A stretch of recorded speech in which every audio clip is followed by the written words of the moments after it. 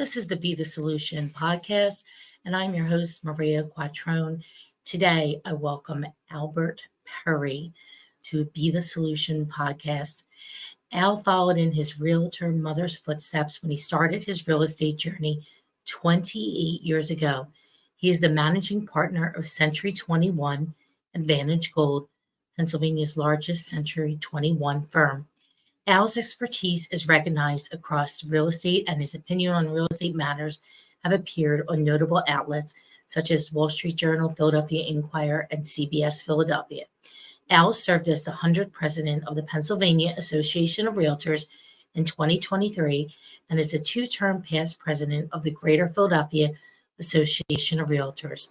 Al's community and industry contributions earned him multiple Distinguished Service and Realtor of the Year accolades. Notably, he has also served on the Philadelphia Redevelopment Authority Advisory Board. Al is an active real estate investor who believes in building wealth through real estate. As a graduate of Temple University, Al and his wife Christine reside in Greater Philadelphia area with their 3 children.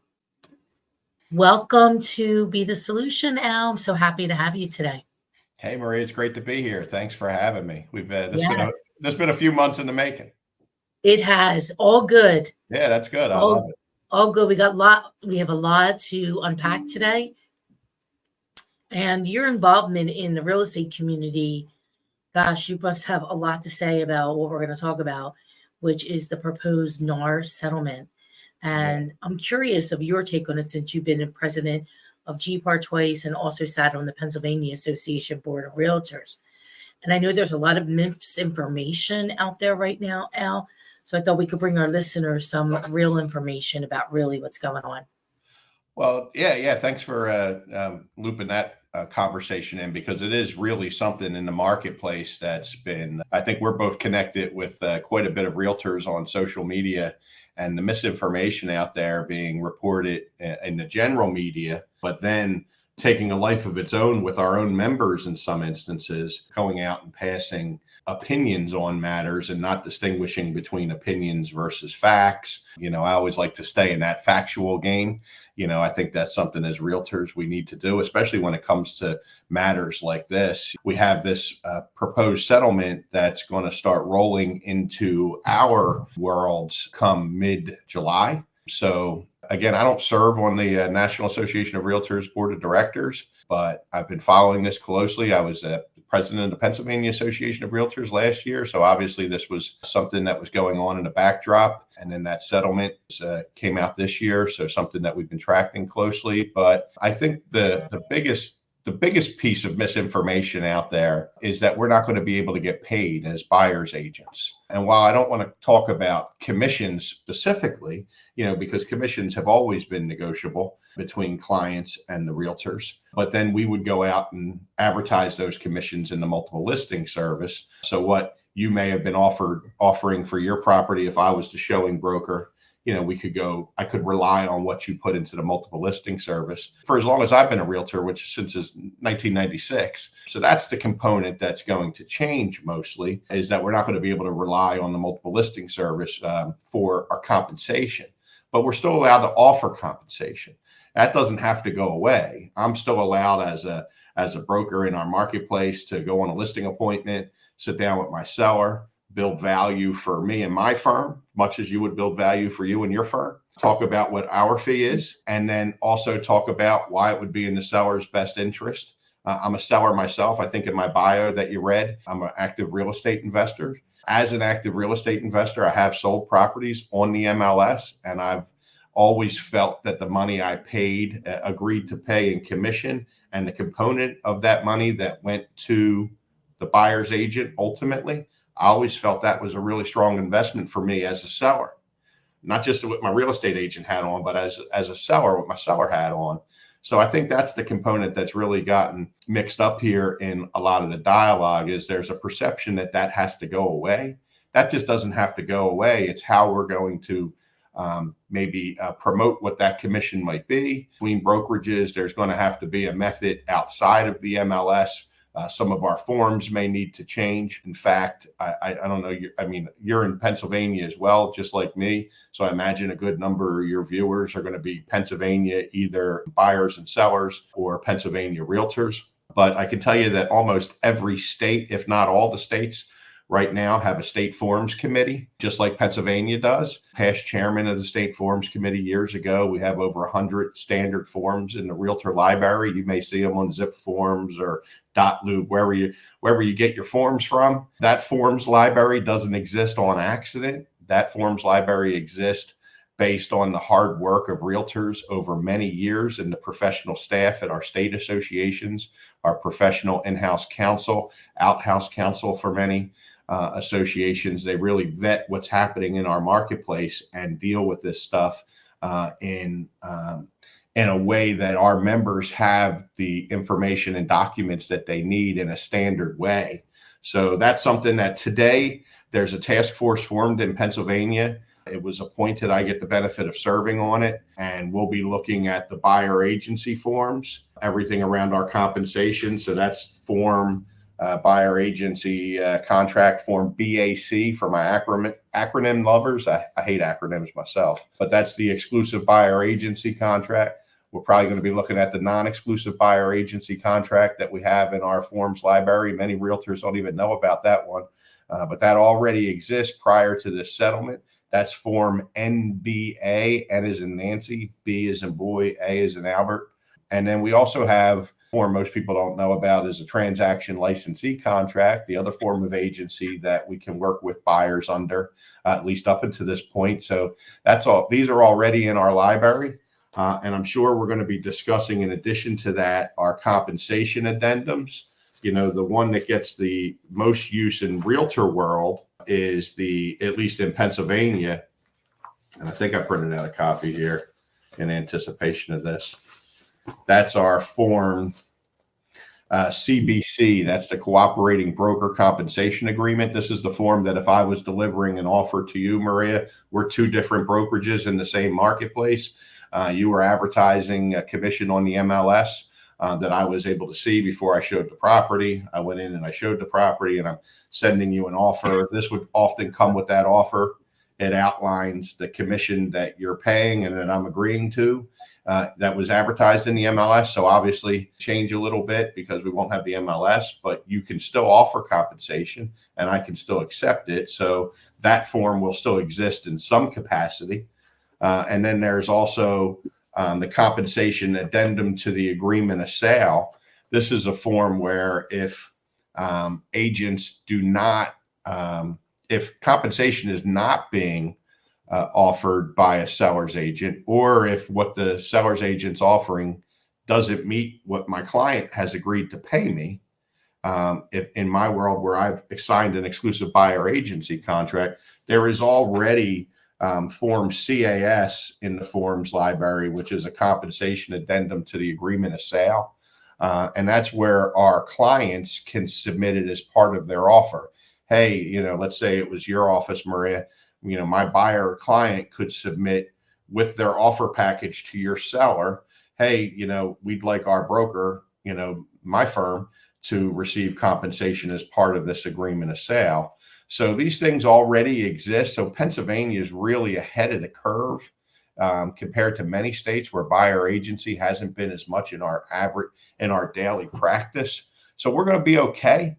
You know, just ask realtors to pump the brakes a little bit. You know, we can get we're an emotional bunch sometimes, and we can get ahead of ourselves. But I just want to reassure buyers agents out there and sellers agents out there, and any buyers and sellers who might be watching this as well, that you can still work with the realtor you want to work with as your buyer agent.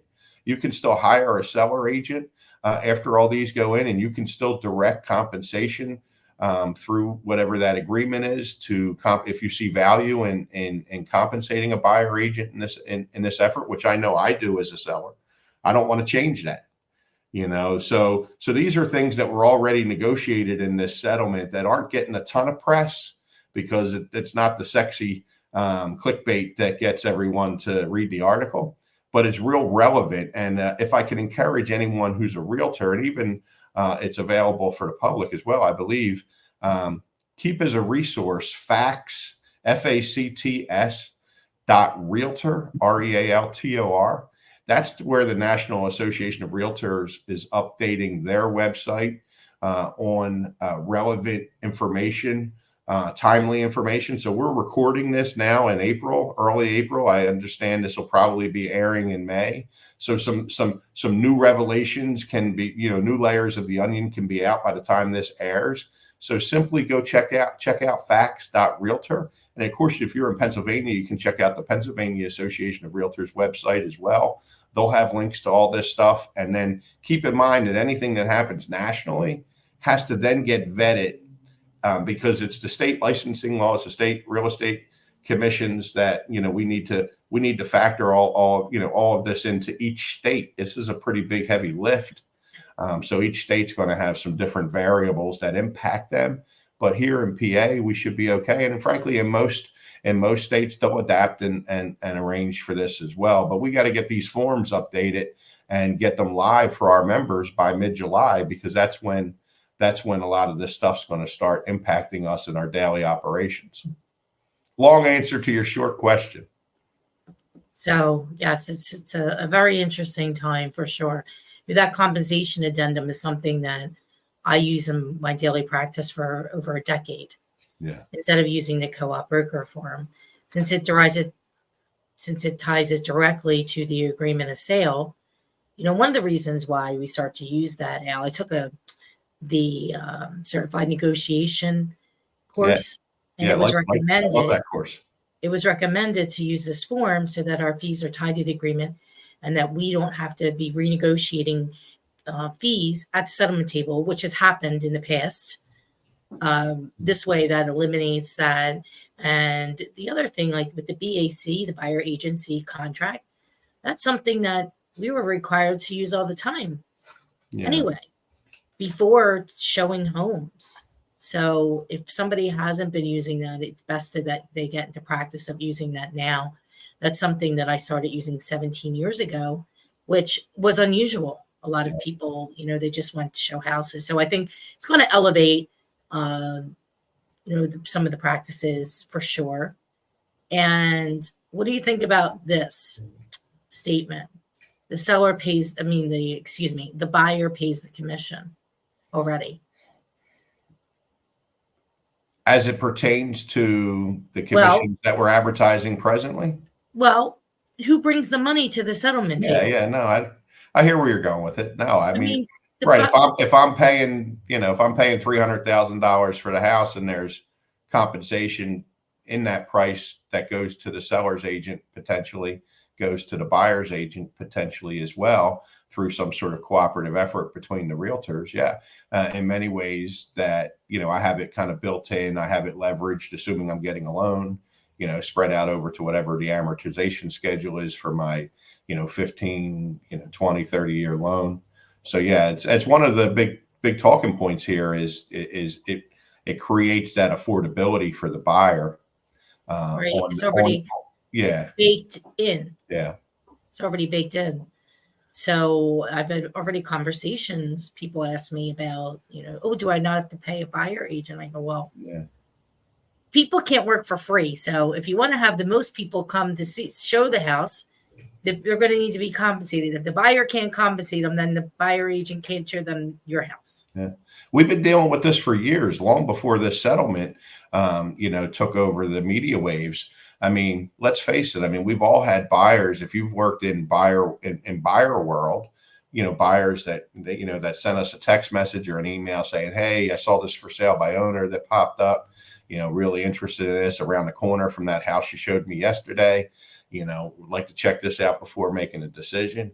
So you have to get on the phone, have a conversation with the owner, potentially figure out a way to work the fee in, assuming you have a fee agreement with your buyer. So like these are things that have been out in the marketplace. That's why these forms existed. And I imagine the forms will change. We might even change the acronyms with them just to kind of memorialize the new forms moving forward, since, so they don't get confused with old versions of the form. Like that's something that hits us a little bit in practice, where someone will have not the latest update of the, you see this with agreements of sale all the time, right? You'll look at an agreement of sale and say, wait a minute, this just came in on one of my listings, and it's like, what's the copyright date on that? 2010. Yeah, it's a few versions, of the agreement ago, and obviously changes to the agreement of sale in Pennsylvania, at least on the realtor's agreement, they don't change on accident. They change because of additional intelligence that we get, some new practices in the market, lawsuits that may have happened that we want to, support not happening again, between sellers and buyers or real estate agents. So, yeah, it's a lot of moving parts, but I believe wholly in the value that realtors bring to the equation.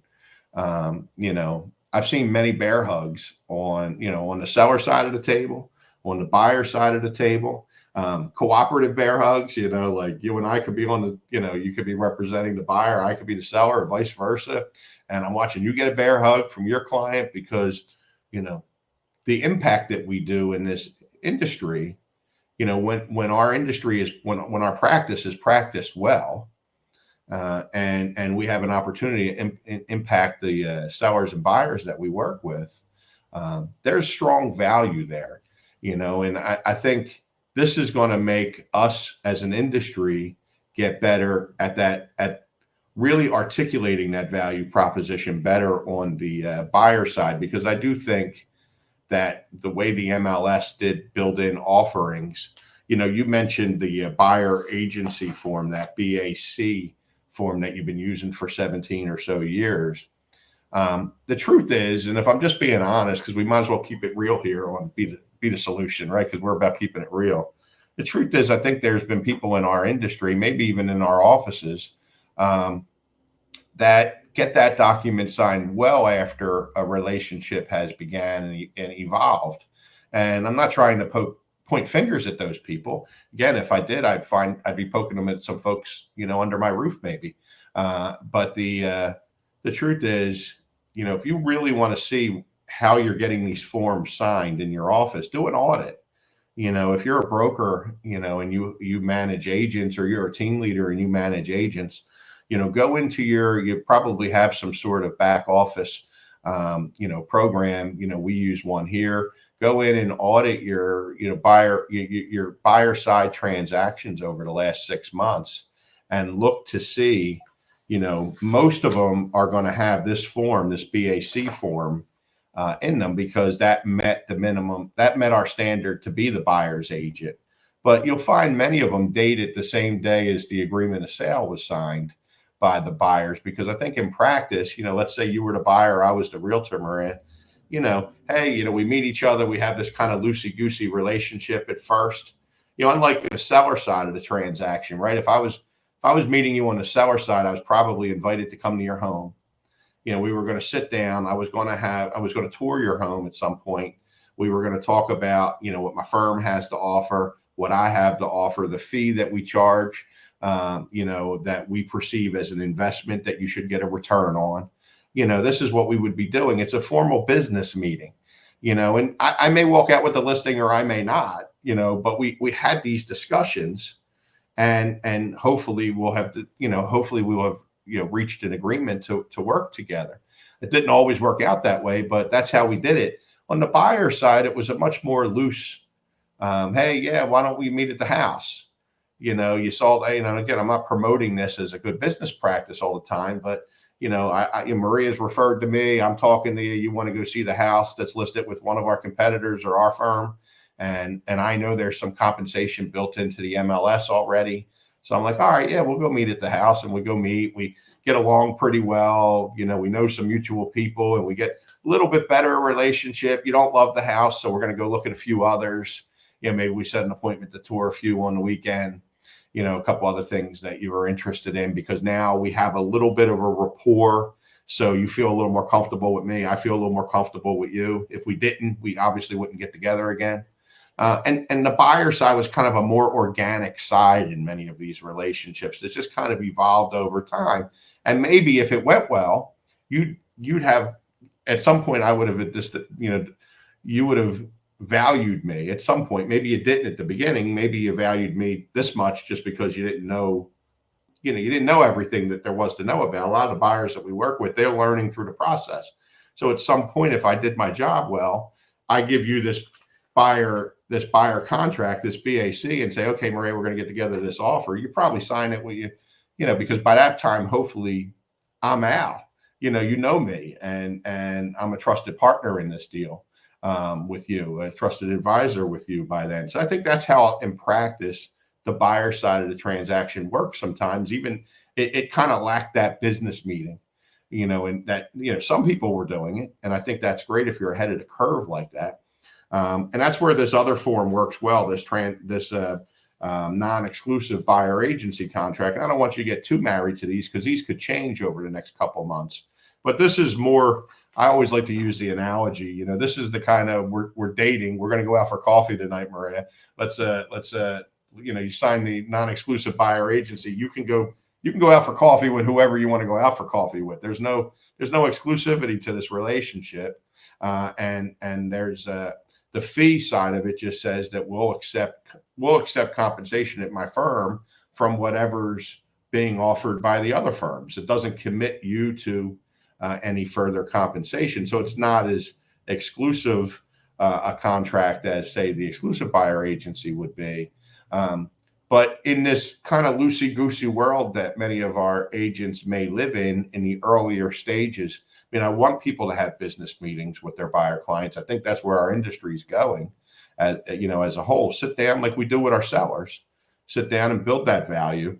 But if you're not at a point where that exclusive buyer agency, you could meet the litmus test on that, you can go into this kind of non-exclusive. We're still forming a relationship. And that's the other thing that everyone's saying, I need a buyer agency contract. I need a buyer. If you go on facts.realtor, it actually says, I want to read the actual wording because it's just a short paragraph. It says, there will continue to be many ways in which buyer brokers can be compensated, including through the offers of compensation communicated off MLS, as we have long believed that it's in the interest of sellers, buyers, and their brokers to make offers of compensation, but using the MLS to communicate offers of compensation would no longer be an option. So we could still exist under that world. So we could still work in that kind of non-exclusive buyer agency capacity or some sort, so there's going to be some variations that emerge. I think it doesn't say in there, it just says that we have to have a relationship with the buyer. It doesn't say it has to be a kind of a deep one. They just have to understand how we get paid. They have to understand, what the general relationship is that exists. So we'll see where it goes. I'm looking forward. By the time this airs in May, there'll be some additional intelligence on this as well. So should be, it'll change some things, but it's only going to make us stronger as an industry. Our industry always meets the challenge where it needs to be met. So it'll elevate us in the long run. Oh, I definitely think it will. I think there's something about having that buyer consult, like you do a listing consult. And that's why I had the form signed, because I really didn't want to get in the car or go anywhere without knowing I'm representing somebody. Yeah. And I love that. I'm 100% with you. One of my favorite trainers in real estate on buyer agency sides, Adorna Carroll. She's out of Connecticut, and if you don't know Adorna, look her up. She's a foremost expert on buyer agency and a whole bunch of other stuff as well. She's a great lady. But I took a class with her years ago when buyer agency was in the infancy stage in PA. And she had a line that I loved, and I've used it probably 1,000 times when training agents. It's you don't get to smell and I know we don't put people in our cars as much as we used to in this industry. Like it used to be, hey, come sit in my car, we'll go look at houses. Now we're meeting at houses and stuff. But her line back then was, you don't get to smell the leather of my Cadillac until you sign the buyer agency contract. And it was always just this really, hey, there's a process to this, just like there is with sellers. Our process with sellers works. It's worked for years. Sit down, hopefully build value for yourself, your firm, your business proposition. I know lots of sellers perceive their investment in the real estate as just that. I'm making an investment to list with Maria. I'm making an investment to list with Al or whomever is on the other side of the table. This should yield me a return. Sure, there's a fee involved, but hopefully that fee has a return on its investment. That's what we've had to get good at on the seller side of the table, articulating. And, there's obviously people who are really strong listing agents. Obviously, they do that well. I think that's what's going to emerge in this buyer agency world, is that we're the folks who will get best at articulating and demonstrating that are going to be the ones who secure the most buyer clients. So and you'll have some other people that might have struggle, and they might have to be a little more dependent on offers of compensation and stuff, and have these more loose.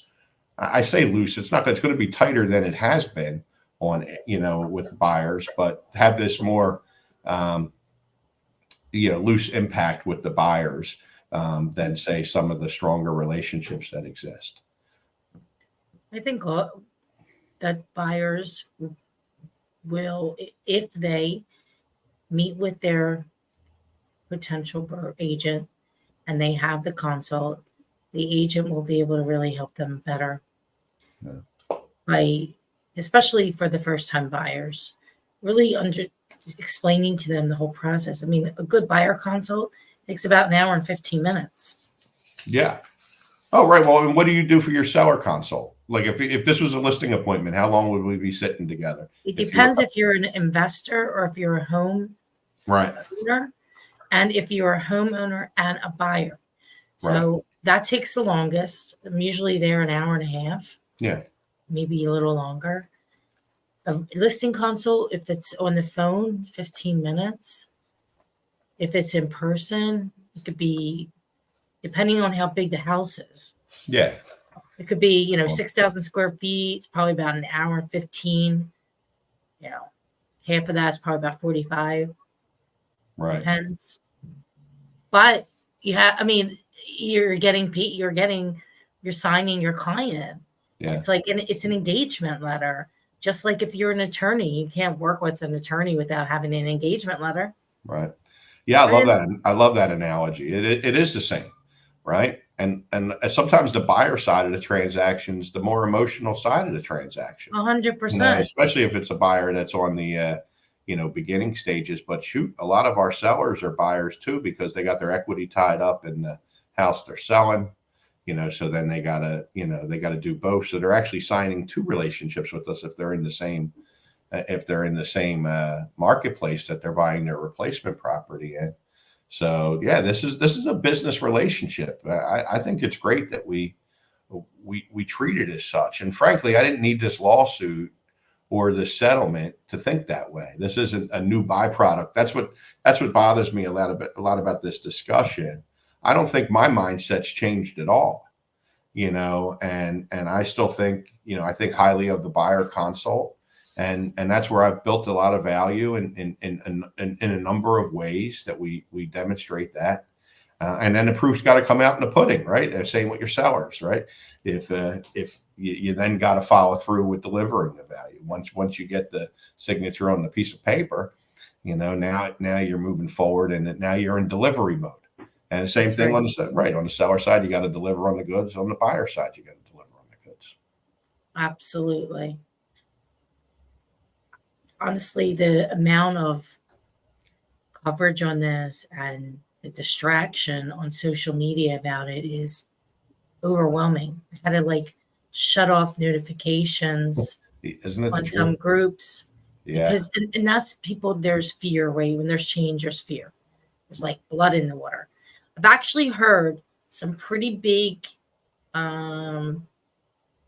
team leader owners of brokerages actually say out of their mouth, and I said something, that buyer agent commission is going away.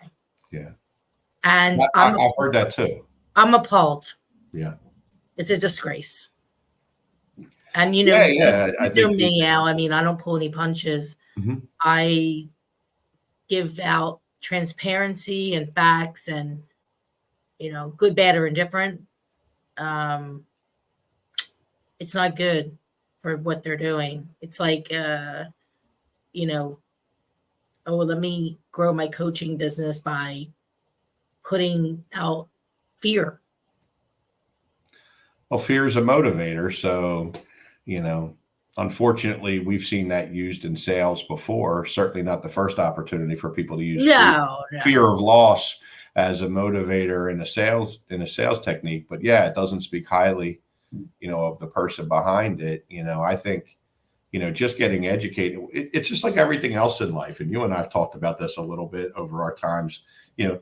Things aren't usually as wonderful as you think they are when things are going great. I don't mean to be like a Debbie Downer here or Donnie Downer, but when everything's firing on all cylinders for you, at some point there's going to be some sort of letdown for you. You're going to come back to the center at some point, right? It's not reasonable to think that you're going to be all the way up here all the time. Adversity is going to hit. Something's going to pull you down. Something's going to rock the boat a little bit. And on the other side of that, when things seem really bad and there's doom and gloom in the air, and you got folks that are saying it's the end of days, it's usually not that bad either.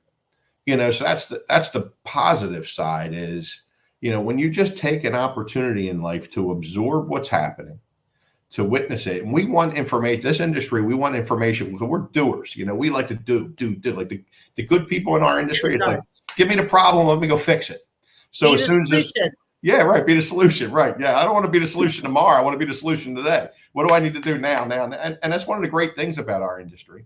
But it's also one of the things when an issue like this comes out, where we all start going off, as an industry wide, the deep end sometimes, because you do have people, and you might even have someone who's a prominent broker or a prominent team leader or someone who's not who doesn't understand the facts and hasn't had a chance to wrap their head around it, because these things are happening in real time. And sometimes we need to, be professional and just pump the brakes a little bit and make sure we understand it. Because we got to articulate it to our teams, to our agents, to our peers, to our clients, all these folks. Last thing we want, I always think of the end of Animal House, when the marching band's coming and Kevin Bacon has that little bit part in it and he's waving his hand, screaming all is well, and all this chaos is going all around. That's what I kind of feel like whenever someone's, you're either ignoring all the stuff that's going on or you're overly optimistic, or you're just completely on the down and out. And it's like this pendulum that we ride either side of this. When do we learn that this is where we all exist? Like, this is our world right here. And sometimes it's stronger. Sometimes it's a little challenging. Sometimes it's stronger. It's a little challenging. It's not this and it's not this, but that's where the headlines live. Right. That's where that's where the clickbait is. That's where the fear is. So, and it's just like that in real estate too. It's like that in life, and it's like that in real estate. So I think this is where, we need to live as a industry. And if we're going to be leaders in our industry, and every one of us is a leader, you think, because our clients depend on us. So you don't need to be a broker of an office or a team leader to be a leader. You're going on a listing appointment. You're going on a buyer agency appointment. You're meeting with buyers. You're letting them smell the leather in your Cadillac, so to speak.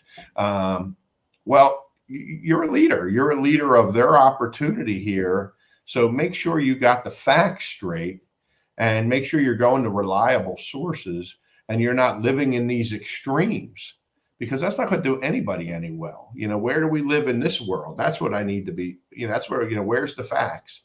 Where's the reliable information?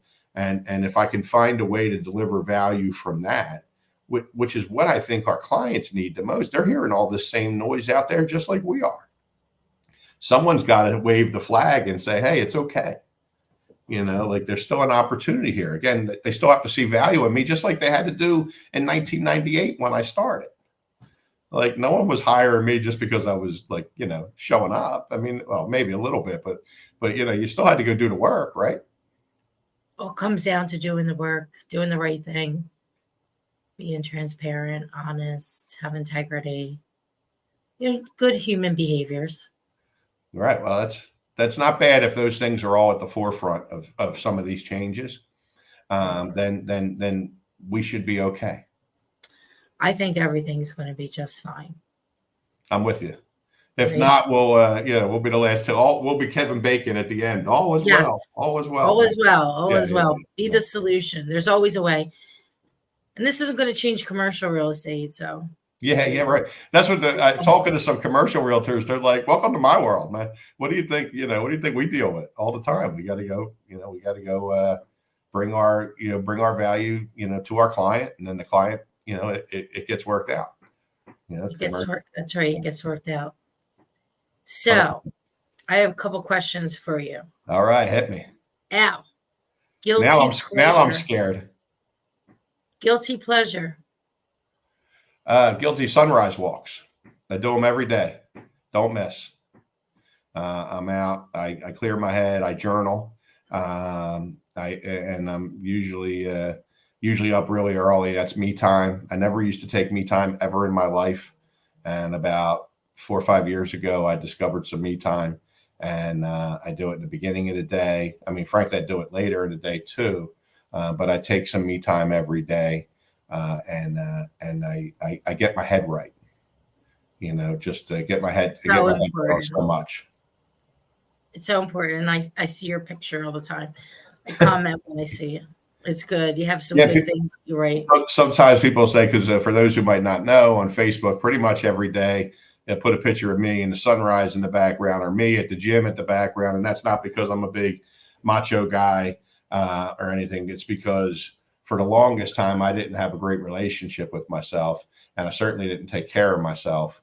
And so the picture isn't a narcissistic picture of myself where it's like, hey, let me show everybody what I'm doing and how great I am. It's a reminder to me that I need to love the guy in the mirror and appreciate that the journey every day is one that I take, trying to do the right things, trying to help the right people, trying to be a good influence on my family, on my friends. And I'm proud of who I am. And it's taken me a while to see things through that lens. So that picture of me is really a reminder to me each day to love that guy. And because I didn't always have the best relationship with him. I love that. And being vulnerable, you're very vulnerable, and that makes you real. Yeah.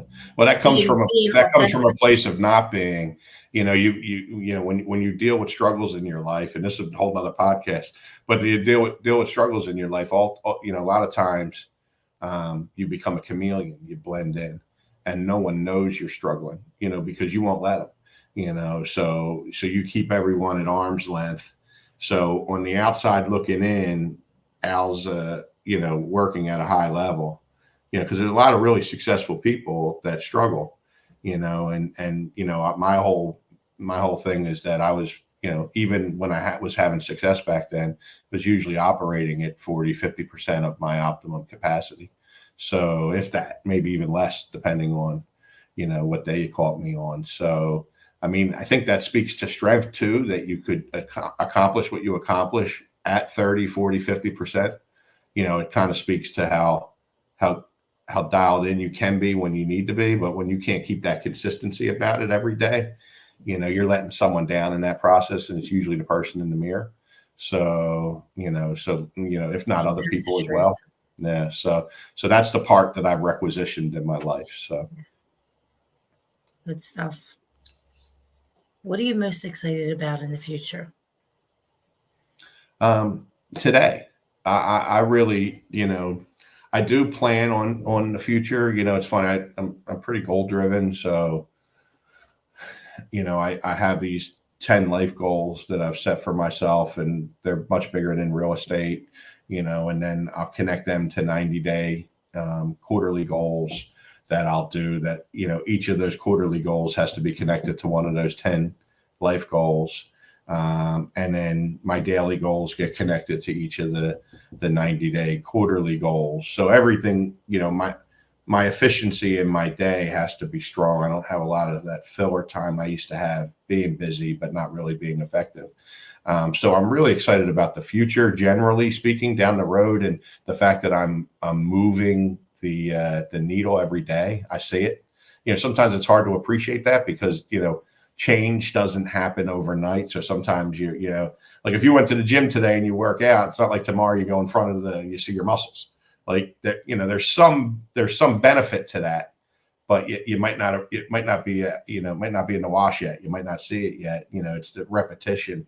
So, but I really feel like in that repetition, I'm seeing progress towards all 10. So that has me really excited. But the truth is, I think we spend so much time in our past and so much time worrying about the future that we forget the most important thing, which is today. Today is the day we have. It's the gift we all have. And we don't know, that there will be a tomorrow. And I don't mean to be doom and gloom, but I truly believe that, like, each day is a precious gift. And I hope I have many more days of precious gifts, but I don't want to forget today, in hopes for a better tomorrow. I want to really make the impact in the lives that I touch today and the people that are most important to me today. I don't want to leave anything on the table today. So that's what's got me most excited. Is I still got, what's it, 2:23 our time right now. So I still got some day left. I still got 10 hours or so, 9.5 hours of this day left to make impact.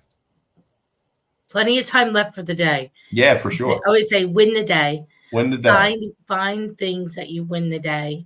Right. And try to get a little tiny, even if it's like a dot better, one tiny dot better. And you add up all those dots in a year, I would call them lines. And then look how far you come. Oh, I agree with that. I think that's what's connected you and I, Maria, over the last. I mean, you and I have known each other for a long time. We've worked in the same marketplace for a long time. I've had respect for you for a long time. So it's not like our relationship existed without respect before, at least from my side of the fence. 100%. But yeah, but over the last, particularly, and social media has done a great job connecting people. But social media certainly has its dark side. But really, when you think about it, you can surround yourself with people who you like and inspire you every day. And, and I know you're disciplined with your message. I know you're out there every day trying to be better yourself and trying to leave the people around you better. And I admire that. And I see a lot of that in myself. And I think that's what this does, is it pulls people together that are supposed to be together, in some way. And it, it's doing so here in our local market, and it does so on a national and international stage too. I'm much more connected with a lot of people, and I've met so many wonderful people through use of social media, and it really extends our reach. And so that's something that I've gained a real strong appreciation for your daily grind that you put forward. I know you've always been a grinder. So, just maybe where you've done your grind may have evolved over time, but you've always been a grinder. And it's why you've had whatever, big part of the reason why I'm sure you've had success over your career. Well, there is something about consistency, being consistent, persevere, resilient, disciplined. Yeah. Right. And guess what? Some days things don't go the way you want them. You pick back up and you start all over and recommit the next day. Nobody's perfect. I'm in a mentoring group that had its first meeting. It's just a little subset of the mentoring group that had its first meeting today. And we went into it, and it's a 21-day challenge. And, and it's industry people. So and we went into it, and I'm listening to the people full of excitement for the 21-day challenge, and they all made commitments for the 21-day challenge. It'll be interesting at the end of the 21-day challenge, who's still there. Yep. Because in that 21 days, we're going to hit some adversity. Life's going to get in the way. Business is going to get busy. We're going to have a rough day. We're going to have a great day. We're going to get family's going to distract us. Something's going to happen. Earthquakes. We got all kinds of locusts. Who knows what's going to happen? But who's solar eclipse happening? Countdown very shortly. Who's showing up all 21 days? I want to be there.